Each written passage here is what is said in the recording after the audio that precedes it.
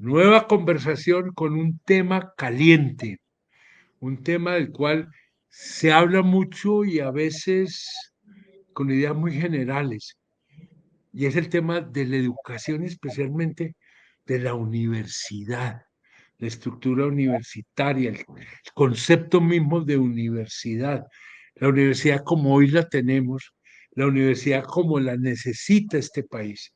Y no hay mejor persona para conversar con él sobre estos asuntos que José Manuel Restrepo. El país lo conoce, viene de ser ministro de Hacienda, había sido ministro de Comercio.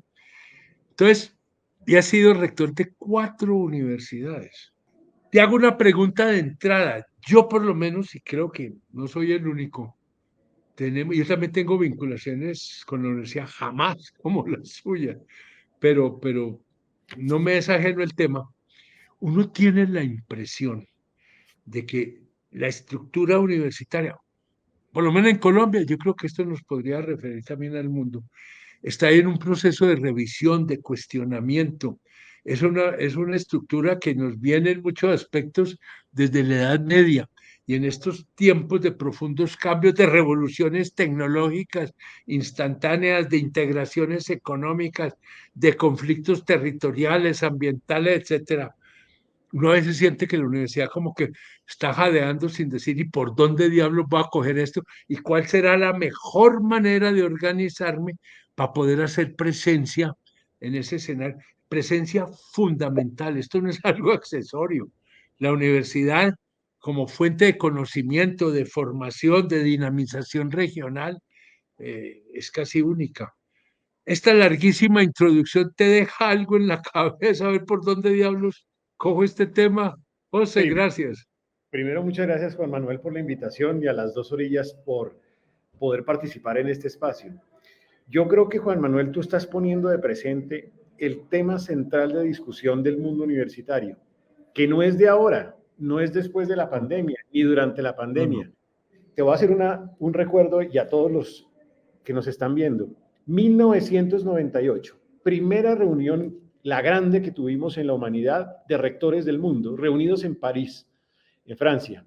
En esa reunión, el director general de UNESCO, que es la organización más importante de educación superior del mundo, Koichiro Matsuura, concluyó la primera reunión con más de 200 participantes diciendo, el futuro de la educación superior tendrá dos palabras centrales, continuidad y cambio.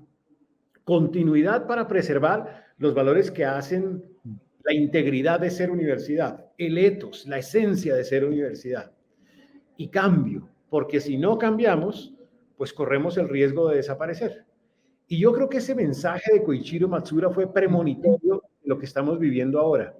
El problema, Juan Manuel, es que con la pandemia y con lo que estamos viviendo hoy con inteligencia artificial autogenerada, se aceleró el proceso de cambio. Y hoy entonces lo que estamos viendo en el mundo universitario es que hay muchas universidades que están con la probabilidad real y concreta de desaparecer. Y pueden desaparecer por una de dos razones, o por resistirse al cambio, o por ir demasiado rápido al cambio perdiendo la integridad de ser universidad. Y entonces el rector de hoy es un rector que tiene que moverse como en la mitad del juego entre cómo hago para cambiar, porque tengo que cambiar, y cómo hago para sostenerme y seguir siendo lo que soy, la esencia de ser universidad. Singularity University, yo no sé si tú conoces esa historia, hay un autor de Singularity que se llama, un profesor que se llama David Roberts. Él es mucho más drástico, más draconiano. Ellos dicen, o él dice, credentials are no longer useful. Dicho de otra manera, las universidades van a desaparecer más o menos sí o sí. Yo creo que es una visión bastante pesimista y no lo comparto esa visión, pero sí creo que hoy las universidades lo que no pueden ser es Jurassic Parks, lugares de enorme Sí, interés, pero crecientemente sí. relevantes para un mundo que nos supera. La educación no puede darse el lujo que de eso suceda. Claramente las universidades tienen que seguir fieles a la esencia de esa tradición que vino desde la Universidad de Bolonia en Italia, pero tienen que evolucionar y tienen que cambiar so pena de desaparecer. Es un problema de supervivencia. Yo creo que ahí está el gran desafío de ser No, líder universitario en este momento. hoy casi que me acabaste la conversación, pero perfecto. Sí, es esa capacidad de garantizar continuidad, pero que no sea una continuidad que paraliza, que congela, sino que la continuidad necesita la capacidad de irse adaptando, de ir interpretando, de ir cambiando. Una continuidad que mantenga actualidad, vigencia, que no se trata simplemente de sobrevivir. Llevamos 5 siglos, sí, pero a ver, hoy, ¿qué sentido tiene para que usted siga siendo una entidad fundamental en la vida de la sociedad? ¿Cuál es el cuide, el aporte, el secreto que debe tener hoy la universidad en este diálogo con un mundo en unos cambios aceleradísimos? Es que la universidad que a mí me tocó y la que hoy existe, nada que hablar. El mundo en que yo viví, sobre todo el mundo, yo no sé hasta dónde es el punto, hasta dónde ha cambiado mucho la universidad. No solamente en la manera de enseñar, con quién se enseña, cómo se organiza, cómo se conecta la universidad con su realidad, cómo le aporta, cómo se alimenta de esa realidad. Ahí tiene que haber una ósmosis, yo diría, de conocimiento, ¿no? Pero estoy quitando la palabra a José Manuel, perdone. Es que me emociona el tema, tengo que pedir excusas, no soy indiferente. Pero te voy a poner como algunos desafíos que hoy entonces estamos teniendo por delante, que hacen parte de ese proceso Sí, de cambio. Primer desafío, tú lo acabas de describir de una manera quizá más sencilla de lo que voy a decir. Las universidades tienen que romper su modelo de torre de marfil. En el pasado, las universidades casi que eran escenarios compactos, compartimentalizados, donde pues era como la autoridad y nadie más podía interactuar con esa autoridad. Era quien llevaba la voz, cantante. Hoy en día, perdóname, y transmitían una verdad eterna. y transmitían esa verdad eterna. Hoy creo que las universidades tienen que ser organizaciones que vayan más allá de la torre de marfil. Y eso significa dialogar con el sector público, significa dialogar con el sector privado, significa tener un compromiso mayor con la construcción de la cultura en los pueblos. Voy a ponerte un ejemplo. Hoy las universidades tienen que asumir un rol protagónico en cómo construir una cultura más democrática, porque hoy el mundo se está polarizando entre una y otra idea. Está como dividiéndose. Hay que lograr construir de nuevo una cultura que logre lo que significa ser universidad, unidad en medio de la diversidad. Nos cuesta trabajo dialogar con el distinto. Las universidades tienen que romper esa torre de marfil, tienen que superar esa discusión que se está dando hoy en los Estados Unidos de ideologización de las universidades. Tienen que tener cercanía con sus grupos de interés, con padres de familia, con profesores, con egresados, con la sociedad en general. Y creo, y ese es uno de los cambios, que el otro cambio que hoy en día, en mi opinión, es sustantivo, es cómo responder a los desafíos globales. Los desafíos hoy son gigantescos. Todas las tecnologías de cuarta revolución industrial, inteligencia artificial, blockchain, Internet de las cosas, quantum computing, tiene el desafío de abordar los temas del cambio climático, que va a ser la preocupación del mundo de hoy. Tiene que trabajar el tema de innovación y emprendimiento de base tecnológica. Tiene que discutir lo que va a ser la discusión de aquí en adelante en salud, la longevidad, que la muerte ya llegará a los 120 años o a los 130 años. Tienen que abordar los temas de productividad, que es la gran preocupación de los futuros, de las naciones hacia el futuro para crecer. Y sobre todo tienen que transitar a la quinta revolución industrial, donde las humanidades, el humanismo, se vuelve relevante. Porque imagínate todos los dilemas éticos con inteligencia artificial en salud, por ejemplo. Hay una cantidad de dilemas que tiene que abordar de aquí en adelante. En un escenario José de Manuel, no, acaba yo ahora, te hago una pregunta, dale, en un tranquilo. escenario desafiante, porque hoy los jóvenes quieren cosas distintas. Un escenario desafiante porque llegó la transición demográfica aceleradamente después de la pandemia, y un escenario desafiante porque hoy los tres actores, el sector público, el sector privado y la academia, se comportan como tres micos en donde uno tiene la boca tapada, el otro tiene los oídos tapados y el otro tiene los ojos tapados. El que tiene los ojos Sí, sí, tapados sí. es la empresa, porque se volvió miope, mira solamente a corto plazo. ¿Cuál es la necesidad de mañana? No, hombre, hay que pensar con visión de largo plazo. No, no levante el ojo del balance. El gobierno es así, porque no escucha. Y hoy, por ejemplo, necesitamos una regulación que permita la innovación, no que en 3 años te aprueben un programa nuevo cuando ya para qué si ya no es nuevo. Y las universidades tienen que dejar de ser o tener la boca tapada porque tienen que hablar, tienen que estar permanentemente ilustrando a la nación y a la humanidad. Y yo diría que te faltaría de pronto para que la mesa no te quede coja una cuarta pata, la comunidad. La sociedad civil también.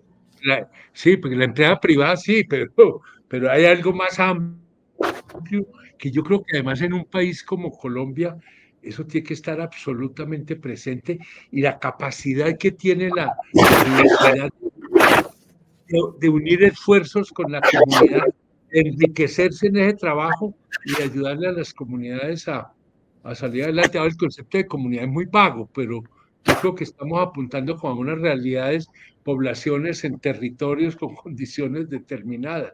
No sé cómo ves tú eso, José Manuel. Me parece súper pertinente y te voy a poner un ejemplo que hicimos aquí en la Universidad de IA en Antioquia. Lo estoy haciendo cada mes.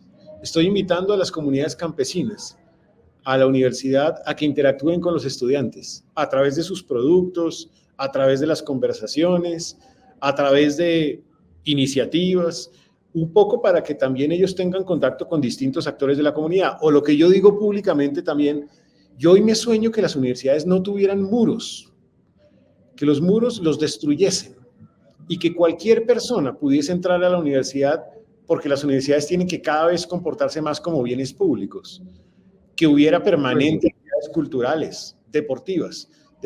Te pongo un ejemplo, yo acabo de firmar un acuerdo que creo que es único en el país, de una universidad como la nuestra, con el Envigado Fútbol Club, para que utilice nuestra sede deportiva como campo de práctica. Porque la universidad tiene que abrir sus espacios a todos los actores de la sociedad. Igual las actividades culturales.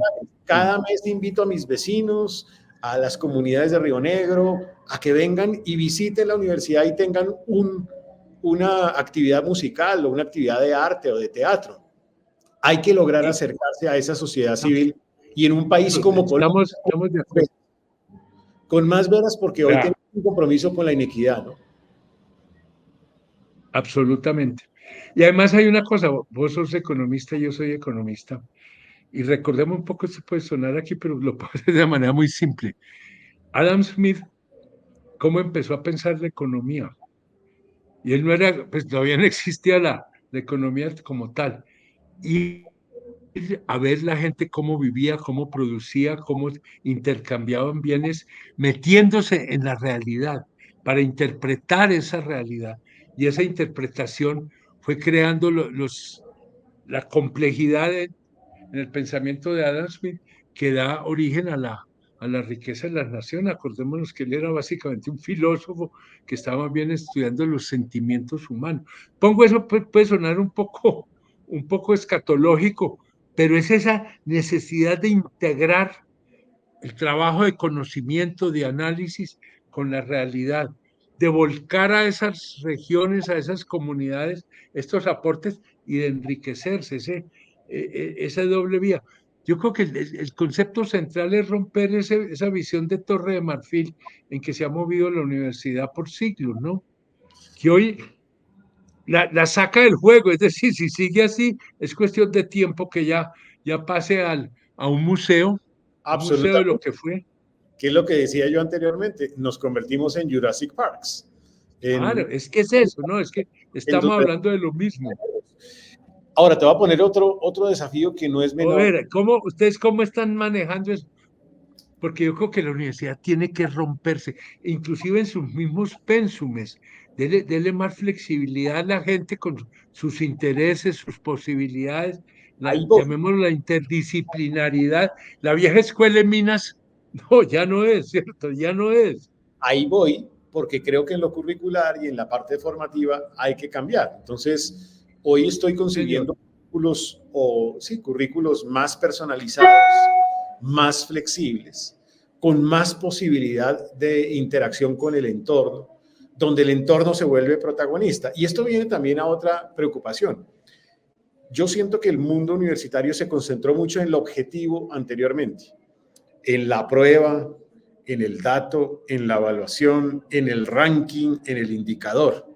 Y hay que transitar a lo subjetivo de la educación, la pasión, la motivación, la responsabilidad, el compromiso social, la ética, la felicidad, el engagement, el compromiso del estudiante. Y tú no logras comprometer a un estudiante o no logras eso subjetivo de la educación si no transformas las metodologías, si no acercas el entorno a la vida universitaria. Porque la educación tradicional ya no funciona. O sea, yo no me puedo parar como profesor con 50 estudiantes enfrente mío, todos debidamente ordenados. Yo hoy tengo que motivar trabajo en equipo, tengo que generar debates entre los estudiantes, Hay tengo que debates, acercar eso es. al mundo académico, tengo que tener invitados, tengo que tener Es, instrucción, como dice la primera mujer rectora de la Universidad de Oxford, Louise Richardson, necesitamos formar jóvenes que piensen críticamente, actúen éticamente, se hagan las preguntas que son. Y yo creo que se le olvidó decir, y que sean empáticos también. eso sí está clave, absolutamente clave, porque es que, fíjate, entre otras, yo eso sí tienes tú la información más precisa que yo, tiende a haber una crisis, llamémosla crisis de matrícula, ¿sí? Por varios factores. Pues, cada uno va a alegar uno. Yo alego uno, y es que para muchos jóvenes la universidad deja de ser pertinente para lo que ellos buscan, para lo que ellos quieren. Hay como un distanciamiento entre esa universidad Torre de Marfil, formal, con mucha técnica, pero fría, sin corazón, sin alma, sin conexión con la realidad. Y los jóvenes, pues quieren eso en muchos casos, Hoy, o formaciones más cortas que le permitan ir ingresando al mundo y puedan continuar su proceso de formación, ¿no? tiene que ser No un sé si hay demasiadas cosas sobre la mesa. las universidades incluso en el pasado se concentraban en pregrados y posgrados. Hoy en día tienen que devolverse atrás. Formaciones más cortas, formaciones técnicas, tecnológicas, Sí, siempre conectándolas con la vida universitaria y hacia adelante en el lifelong learning, en la educación para toda la vida. Adultos, pero no me refiero solo a adultos mayores. El que termina después de un posgrado, ¿qué? ¿No va a formarse más? No, la educación es permanente.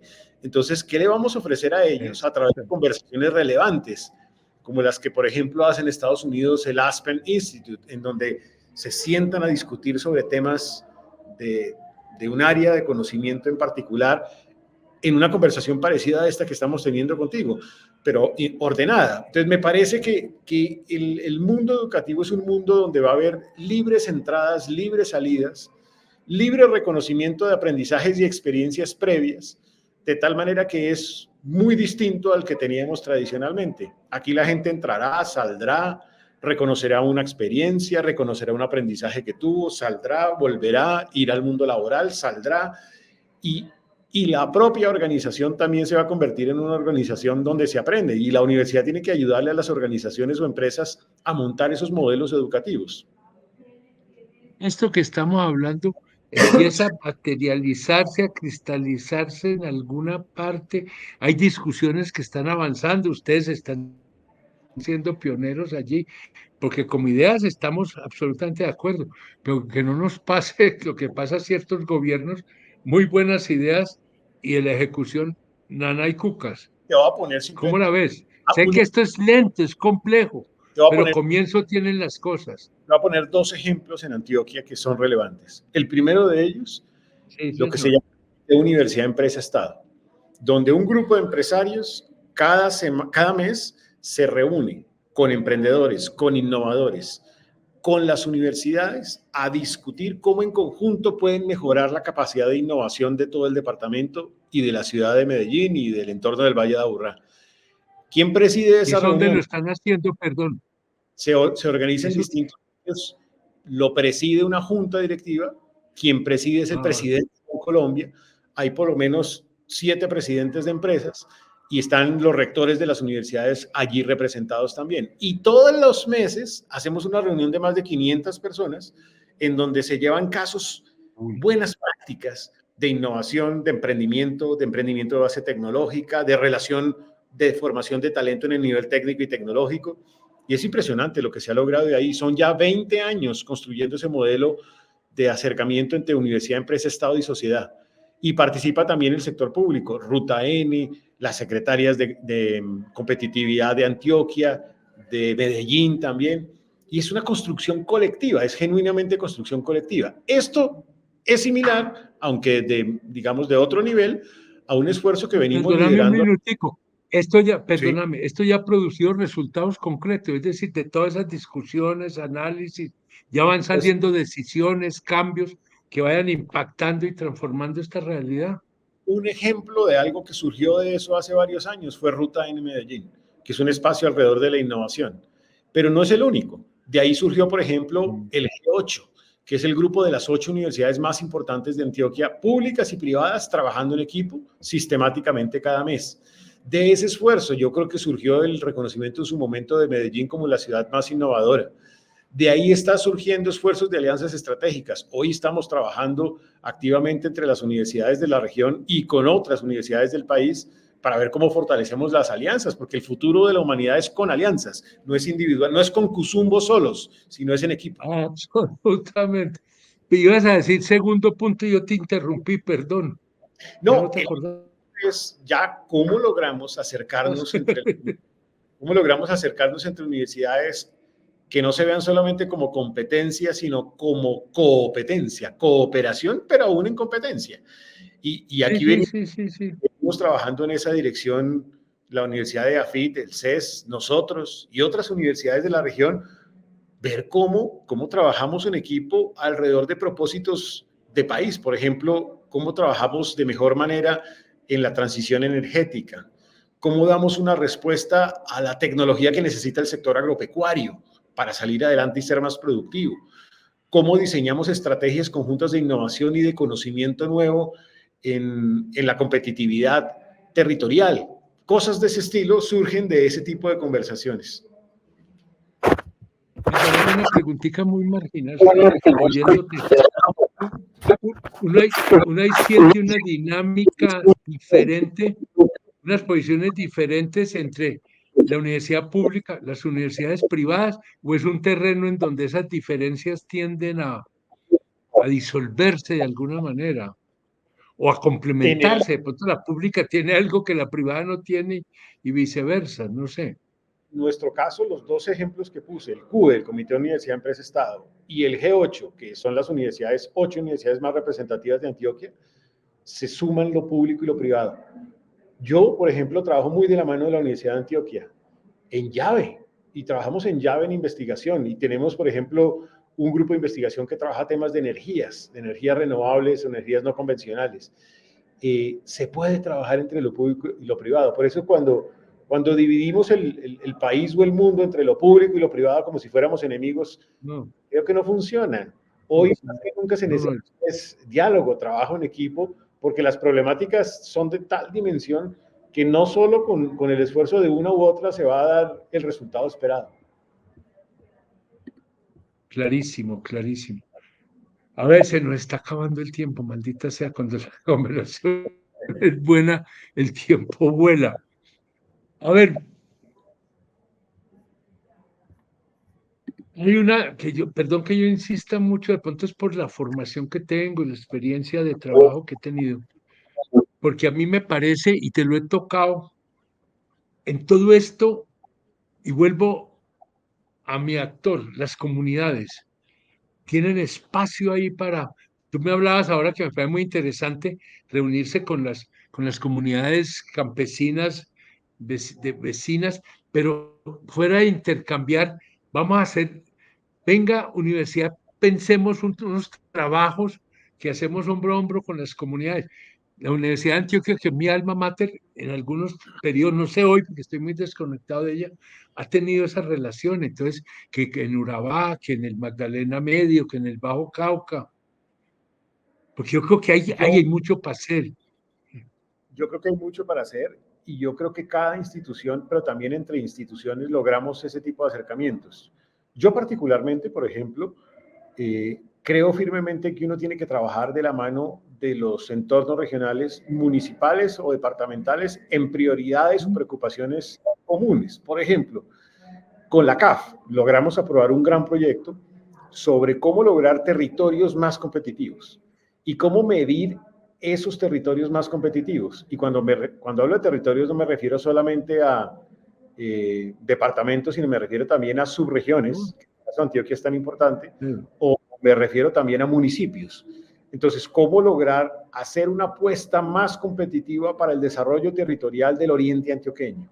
Y particularmente esa ha sido mi preocupación porque yo estoy ubicado casi que en el oriente antioqueño. Sí, Entonces, hemos venido trabajando con el alcalde de Río Negro, con los alcaldes en general de los municipios de Río Negro, con la Cámara de Comercio de Empresarios del Oriente Antioqueño, con otras universidades del Oriente Antioqueño alrededor de problemas comunes en términos, por ejemplo, de innovación, en términos de sostenibilidad ambiental, en términos de ordenamiento territorial, en términos de cómo mejorar el sistema de salud, cómo aprovechar ese sistema de salud, en temas de cómo mejorar las competencias del sistema educativo, sobre todo en ciencias STEM, Science, Technology, Engineering y Mathematics, cómo mejorar en eso con los maestros, incluso de los centros oficiales. Entonces, claramente, sí hay un esfuerzo de construir esas agendas comunes y trabajar alrededor de esos propósitos.